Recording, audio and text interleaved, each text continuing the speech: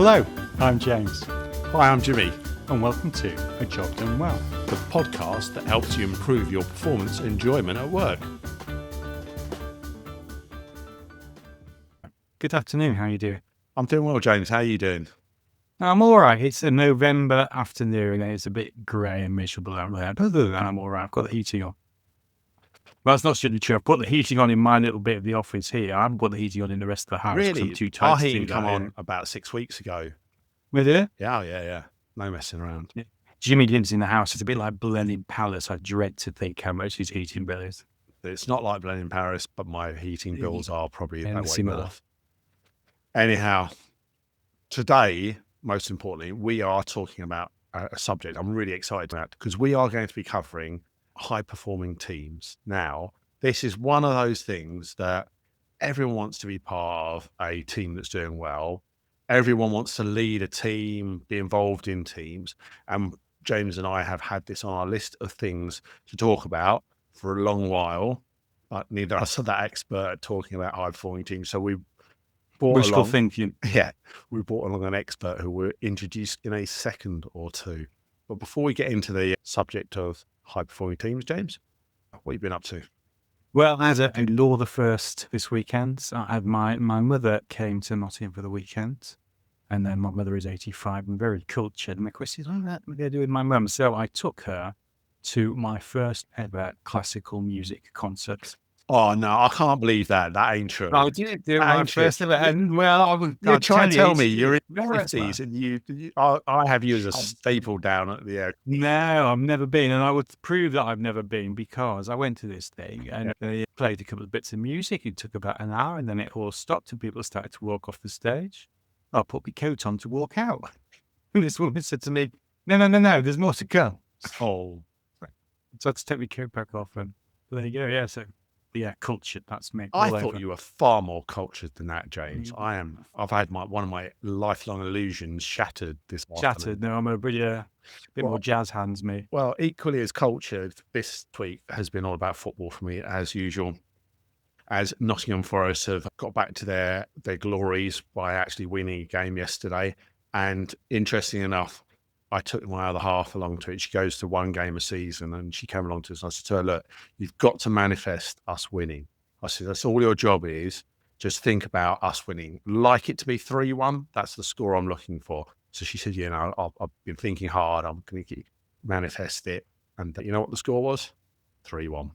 So it shows the I mean, power you're going to of take her every manifesting. time now. No, she refused. She's going out on a high. That's it. Her work here is done. Anyhow, welcome, Elana. Thank you for joining us and bringing your expertise on all things high-performing teams related. Before we go on, then, do you want to tell us what you've been up to then? Yeah. Actually, I've been just noticing the power of the women in each of your lives to make the difference. One got you to kind of a 3-1 win. The other got you to a bit of music that you'd never done before. Yeah. So I'm rather liking to the kind of in touch and the impact of that. I have a mother, a wife, and 2 daughters. I've come to the conclusion it's just a woman's world I'm passing through. We have no illusions who's in charge of our destiny. Yeah, my dad used to say the same thing. I'm one of 3 sisters. Living with my mother and 3 daughters, he was also definitely clear on where things sat in the family. So, Elana, do you want to introduce yourself? Sure. I was trying to think about actually how did I want to introduce myself coming into this? And I think one of the things I want to mention is that I grew up in South Africa. And actually, I think I grew up in South Africa in the height of apartheid and in transition. And actually, that feels quite important, not only because it explains my accent, but also because it's kind of gave me some of the core things that then inform the work that I do and how I come into this conversation. And kind of learning from growing up in South Africa, the kind of lived experience of change and how change can happen, the role of leaders, and we'll talk about that in terms of high performance teams and the importance of leaders and how they lead and how they kind of enroll and take people with them. And so those things have always been really interesting for me.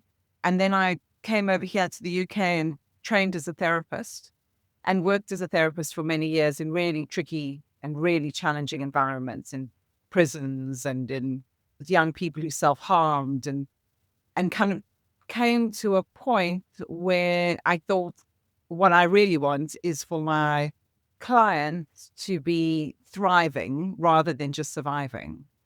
And it led me on this path of really becoming interested in what creates kind of high performance in individuals, but then more so in teams and in organizations.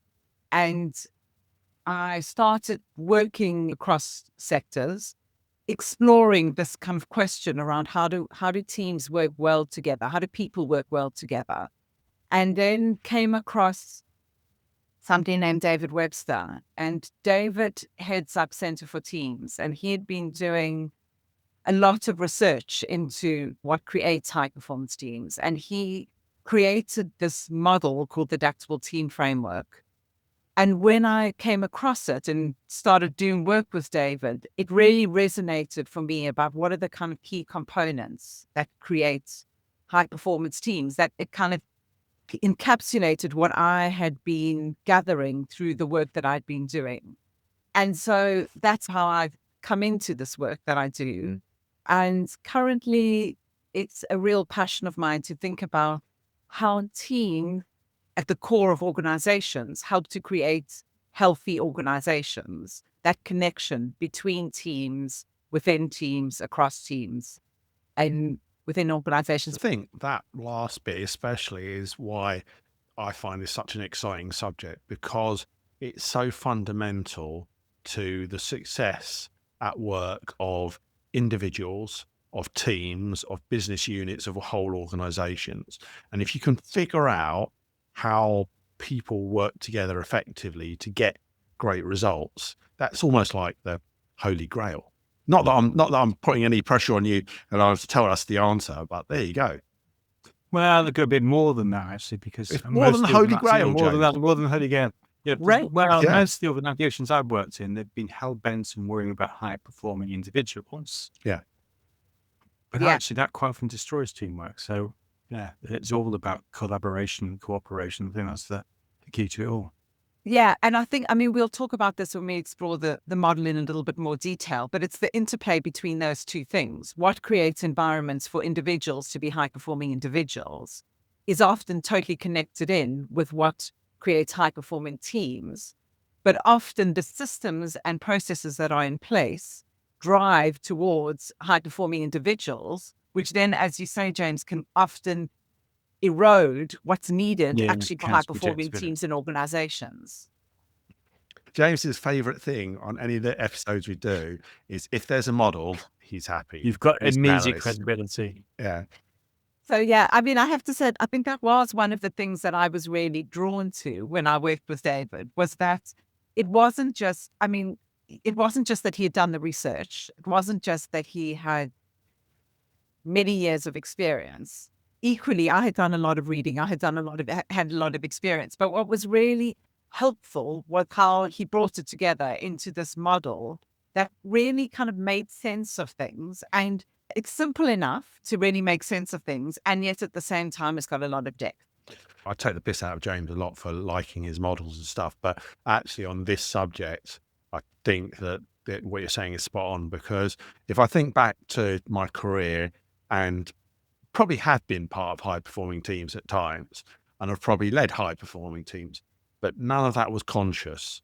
And I always knew it was something I wanted to be doing or should be doing because of the performance and the enjoyment that you can get out of that being the reality.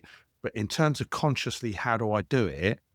I think for me, it was more luck than judgment. So I think it's fantastic, Elana, that you can share with us actually a structure that can enable people to think through how they create it intentionally rather than just being lucky like I was.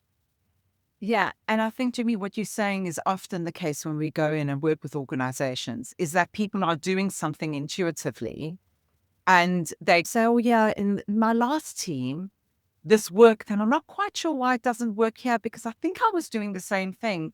But the collection of factors in their last team might have been different because it wasn't being done consciously paying attention to particular things. Sometimes it emerges and sometimes it doesn't. And I think bringing conscious practice. And you'll see part of the model really talks to that conscious practice that needs to happen in order to be able to create high-performing teams. Well, now we've said we are going to share the holy grail of high-performing teams and a model that we universally are excited by. No pressure, Elana, Right, no pressure at all. but do you want to talk us through the model? Sure. So that's core. It has the concept of teamship. And really that is about what are the kind of skills and processes that need to be in place and need to help a team to be able to form and to build towards a common goal. So at its core is the idea of teamship. And around that are three core components. And they are needing to be very clear on what's the outcome you're seeking as a team. And what you'll notice for each of these is a key question that as a team and as team members, you need to be responding to. So the first one is, what's the outcome? What are we trying to achieve together? The second one is action. And this is what are the behaviors and habits and practices that we need to do in order to be able to achieve that outcome? And the third one is mindset. And this is often the piece that I think has historically been people have paid less attention to. What are the beliefs and assumptions that we need to be holding about ourselves as members of a team, about our team? What are we here for is a key question under the mindset piece. What's our purpose? What's our unique contribution?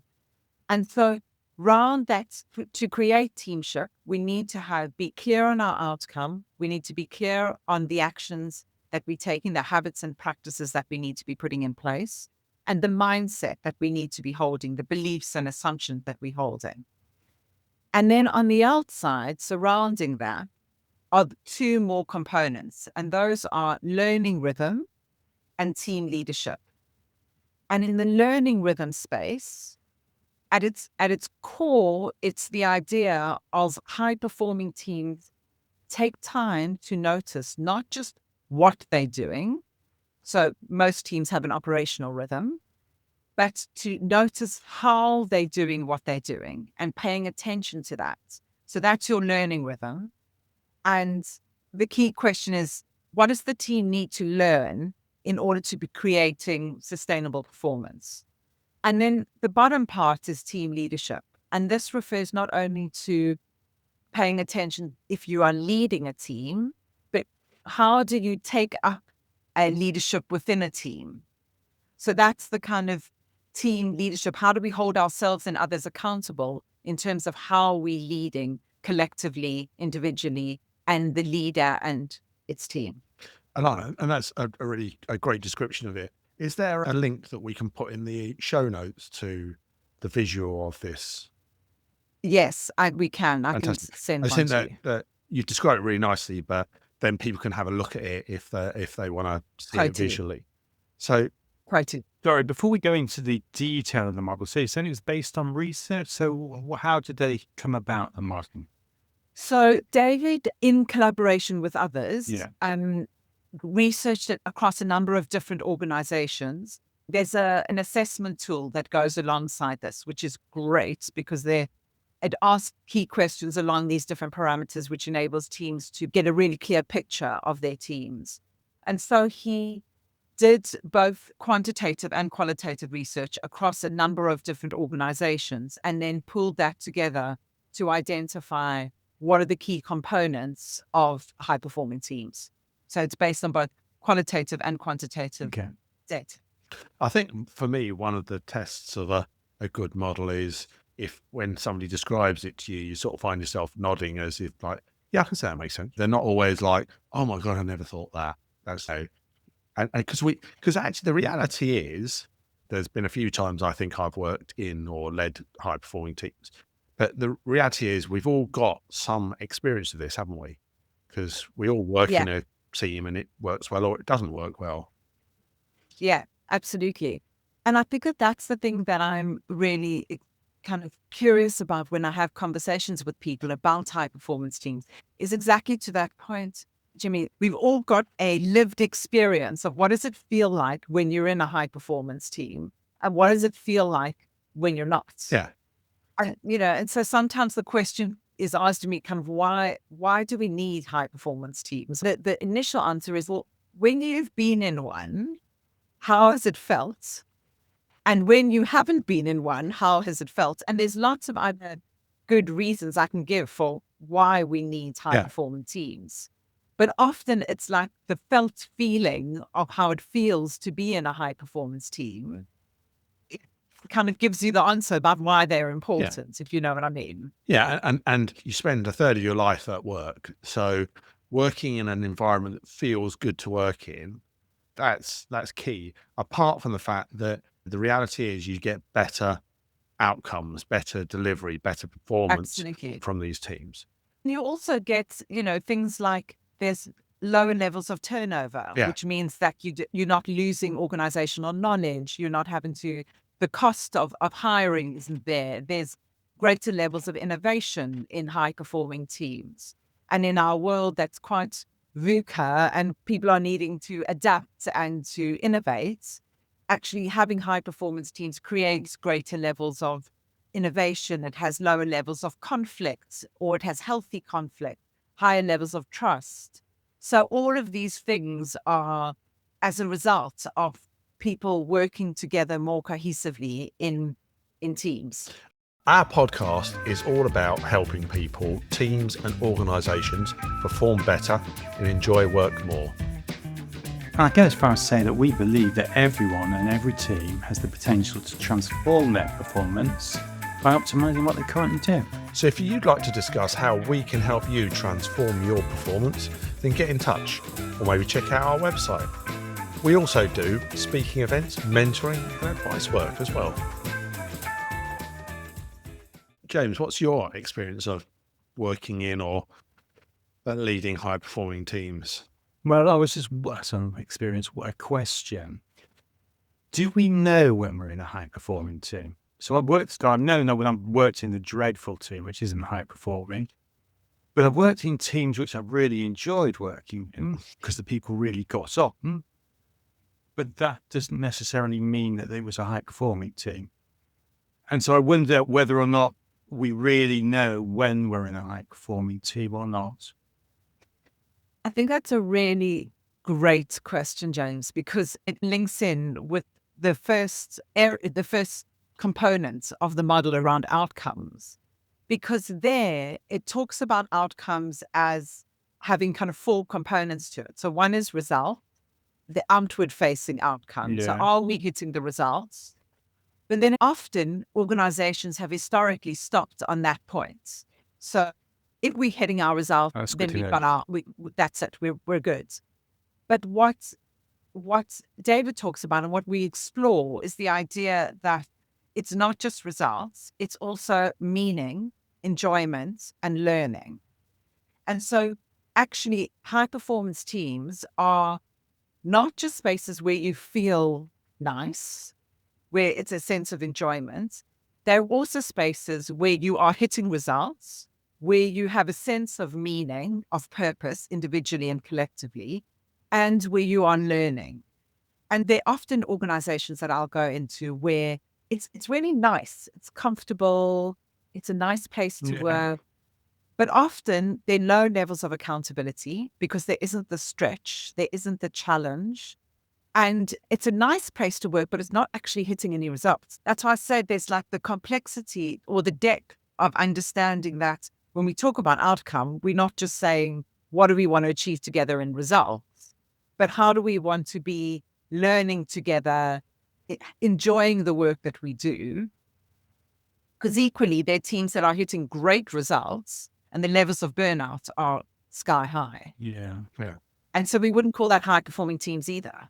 Your point around it's more than just it feels nice to be here, because yes, it feels nice, and I've worked in teams that felt nice and everyone got along and everything, but they didn't actually achieve a lot. It's a little bit like high engagement. High engagement is great, but if it doesn't translate through to better outcomes, it's not really that valuable. But Yeah, I think we've got into the detail of the model already. So you've talked to that outcome, and certainly having purpose is something that we always talk about on this podcast regularly. The importance of purpose to individuals, to teams, and to organizations. So what you talked about there is results, going on to results, enjoyment and learning. and meaning. Yeah. So what Ah. meaning? Go on. Could you just expand on meaning a wee bit? So in some ways, what Jimmy's just been referring to is that sense of purpose. It's like, am I getting meaning from this work that I do? I'm watching a great piece on Netflix called Catastrophe. There's a guy and he's working for a company and it's literally draining his soul. And I don't need to watch a movie about that. And he's he's earning great money. He's doing really good work. But it is totally draining his soul. And it reaches a point and he says, I just can't do this anymore. I'm leaving this high paying job because it's just draining my soul. And that's the piece around meaning. It's like, it needs to feel like you get up in the morning feeling like, okay, beyond just earning a paycheck, I'm learning something. I'm enjoying this, but I'm also getting a sense of meaning from the work that I do. I think that's a great takeaway. I often would have thought about high performing teams from that single dimension of results. Are you getting high results? And actually thinking about the kind of meaning and enjoyment and learning as well. A great question to consider. So that's the first part. The second bit, I think you said was action. Yeah. So what's that? Because I'd have thought, well, that's just about doing lots of stuff. So it's about what are the actions we need to do in order to be able to achieve that outcome. But it's deeper than that. It's how do we need to act? How do we need to behave as a team in order to be able to reach those outcomes, remembering that those outcomes are not just results. And so this is often divided into what are the behaviors or habits we need to develop as a team. And that could be how we make decisions, how we manage conflicts, all of that. It's also what are the processes and rituals that we need to put in place to be effective.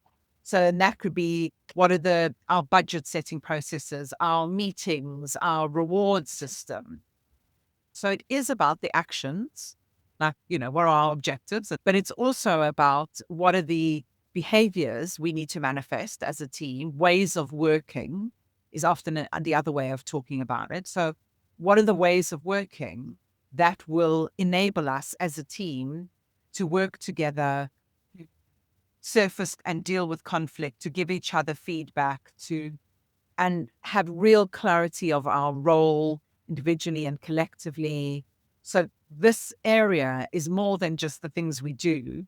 It's how we act and what processes are in place to support us in that. So I think it sounds like they're in two groups. There's the directly, I need to take this action to get this result, and also how I go about working and how I do things that also underpins the outcomes that you want to get. But are they the actions, both of those, they're anchored in the outcomes that you've laid out at the start? It's for the sake of the outcomes that you've laid out. What are the direct actions I need to take, and what are the ways of doing things that will help me get towards those outcomes? Is that right? Exactly. So it's absolutely in service of the outcomes. Yeah. And often what we'll see is that people are very busy. They're doing lots of stuff. They're taking lots of actions, but they're not necessarily achieving what they need to achieve, the outcomes they need to achieve, because there isn't a connection between doing lots of stuff and are we clear on our outcomes? And often that's why I say there's a connection between these, because often when I go into working teams and they're all really busy and they're attending loads of meetings, but they're not actually achieving anything. And that's either because they're not clear and aligned on what they need to achieve, or there are other things that are going on. So, for example, people who attend loads of meetings because actually they don't totally trust their colleagues or their people in their teams below them to deliver on what needs to be delivered. So they attend all the meetings because they either don't trust them or they're a bit nervous that they'll miss out on something. Or so we often can see that actions can be driven by unconscious behaviors that don't actually support the team doing what it needs to do. We hope you're enjoying and getting value from listening to our podcast. If you are, please can you share it online on social media with friends and colleagues? We appreciate 5-star reviews, and we really do, but any feedback on how we can improve or subject that you'd like us to cover, just drop us a line and get in touch. This all helps us bring the best quality show to you to ensure that you can improve your performance and enjoyment at work. So can you give us some examples of things you would say were good? You talked about sort of routines and processes or habits. What sort of things would you think are good in a team? So, for example, I think there's something about an alignment between what you're wanting to drive and the behaviors and processes. So, for example, worked with a team that were very keen on collaboration. Everything was around collaboration. And yet, everybody got individual bonuses depending on their individual delivery. And so the processes and systems in place drove individual achievements, although what the outcome the team were hoping for was collaboration and collective working. And so when they shifted the bonus system to be around collective working, the team worked collectively together. So it drove the behaviors that they were wanting because the systems and processes aligned with what the outcome they were trying to achieve. Well, that is, Paul, we could do an episode on that. I was just so excited about that. It's one of James's pet subjects. So it's a perfect example. But then presumably it's not just about what the team or putting in processes and systems, it's also about taking out the ones which don't serve. Totally. So we've got a colleague that uses this term, stop the stupid. And his thing is, if you I'd want have been to out of a job if you'd done that. I mean, I wasn't supposed to make a career. Yeah, go on. His thing is, if you notice you're starting to do loads of workarounds, it's a kind of, hang on a second, let's pause and notice what we might need to be doing differently and stopping. And so that absolutely is about what we should be doing and what we should not be doing. And this is where things like prioritization become really key. How are we prioritizing? What are we prioritizing? You know, the kind of famous saying, if everything's a priority, then nothing's a priority. And this is where, I know we'll segue in a moment into mindset, but this is where the connection between actions and mindsets are really key, because the assumptions that we hold and the beliefs that we hold will drive, as Edgar Schein would say, the assumptions and beliefs will drive behaviors. So the connection between how we think about things and see our purpose and how we take up our actions will be completely connected. Yeah. Just before we get on to mindset, Elana, one thing I was talking to someone about the other day, you were saying about actions and ways of working that don't help organizations. And one thing I've noticed in the recent years of stepping outside of a corporate environment is when you're in a corporate environment, meetings and busyness are the opium of corporates. It's just, we go through loads of meetings. How many meetings have I done? How busy am I? Look how important I am because I'm so busy. I contributing loads because I've went to 10 meetings today. And actually, when you step out of that, you realize that work gets done outside of that. And so the more meetings you put in, the more busy you make everyone, the less focused on actually delivering the outcomes that you want you actually are. But you're so caught up on that drug that you don't see it. Absolutely. And I think that in some ways that is in the action space, but that really also is connected to the mindset space, because it's one of the assumptions we hold about, well, if I'm very busy and I'm in lots of meetings, that must mean I'm really important and I'm really busy, because I don't have a moment to think. Whereas if we shift our assumption, especially at higher levels of leadership. So I was coaching a chief exec and I said to them, so I'm curious, what are you reading at the moment? And they looked at me and they were like, I'm sorry, Elana, but you just don't understand my life. Like, I don't have time to read. And I was like, but you do realize that actually that is your job. Your job, I'm not meaning what novel are you reading. I'm meaning at a chief exec level, your job is to scan the horizon, to understand what's emerging, to understand what's coming up in your own field. And in order to do that, you do need to be reading. So it's not a nice to have, it's a core part of your job. Actually, that's about the assumptions that we're holding that then drive the behavior. That's really interesting. I worked with a guy for a while, and he used to schedule into his diary every morning, 9 till 10, had a block in which said thinking time. Yeah. Right? And everybody took the piss mercilessly. Yeah, so the whole sort of, the organization rejected it. But on reflection, it was exactly the right thing to do. Totally. Absolutely. And I think that even, and we'll talk about this when we come to learning rhythm, the obsessive focus on what we do rather than on how we do it in organizations. It's now become kind of the go-to quote of, you know, culture eats strategy for breakfast. And I think still in many organizations, it's like if we just have the perfect strategy, it'll all be fine. Which of course we know is never the case. Yeah. Well, Elana, you've segued us very nicely a couple of times to mindset. So should we move on to the finals, those core elements? Sure. So mindset really, as I say, is about the kind of beliefs and assumptions that we hold. But it's not just the belief and assumptions that we hold about our job or about our ways of working. It's also the fundamental beliefs and assumptions about what we are here to do, like our core meaning, purpose. And I think, Jimmy, you spoke about that earlier, about the importance of purpose. And in this model, that sits here in mindset. It's like, what do we see our purpose as a team? What's our unique contribution that is different to other teams? Because often when we work with people, they say, well, we've got an organizational purpose. Like, great, and what's your purpose as a team in service of that organizational purpose? Because they are different. And I think often the thing that differentiates high-performing teams is that they spend time being really clear on what are they here to do?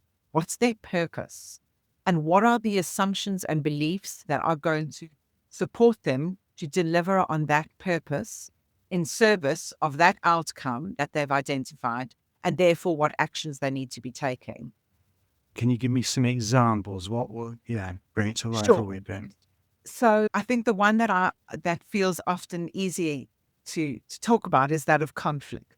So what are the beliefs or assumptions we hold about conflict? So if we hold the assumption that conflict is scary, is really challenging, is going to destroy our relationships, if those are the assumptions we hold, the likelihood is when somebody comes up to you and says, look, we need to have a difficult conversation, what gets triggered is this is going to be conflictual. This is going to be really difficult. I'm going to avoid this. I'm definitely too busy today for this conversation. Whereas if we hold an assumption that in our team, conflict is our greatest resource, we see conflict as a way of bringing out differences, and now we're not having a difficult conversation or a conflict conversation. We're having an essential conversation.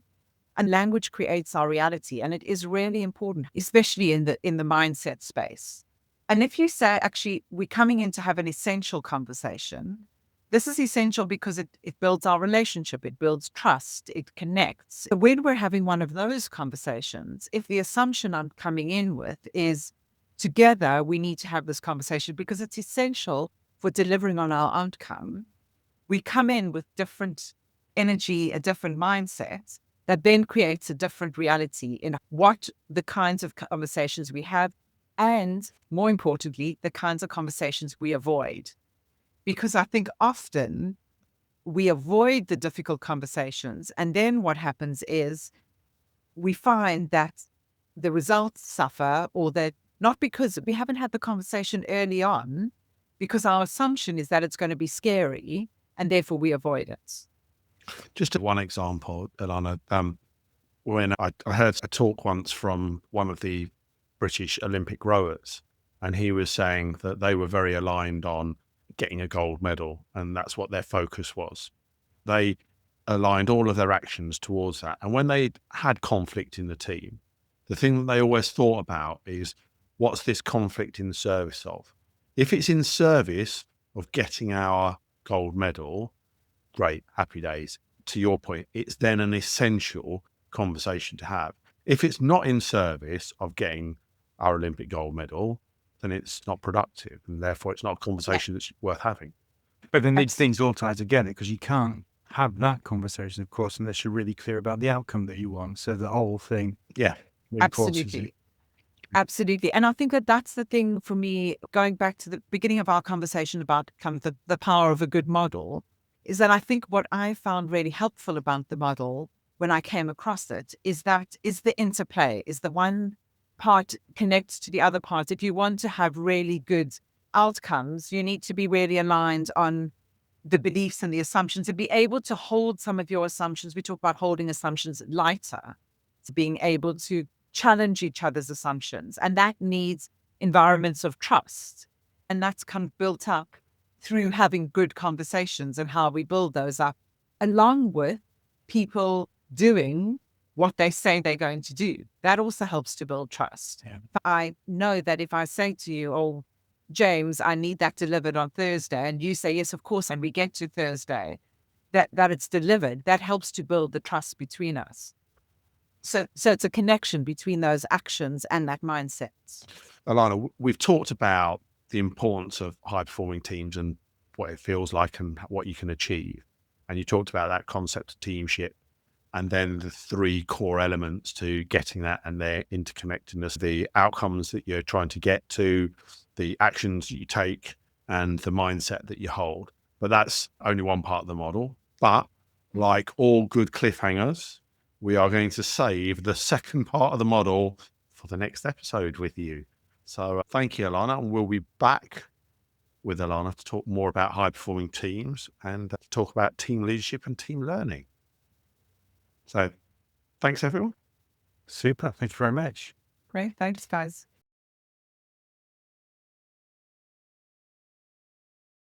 We cover a whole host of topics on this podcast, from purpose to corporate jargon. but always focused on one thing: getting the job done well. Easier said than done. So if you've got unhappy customers or employees, bosses or regulators breathing down your neck, If your backlogs are out of control and your costs are spiraling, and that big IT transformation project that you've been promised just keeps failing to deliver, we can help. If you need to improve your performance, your team's performance, or your organisation's, get in touch at jimmy@ajobdonewell.com. or James@jobdonewell.com.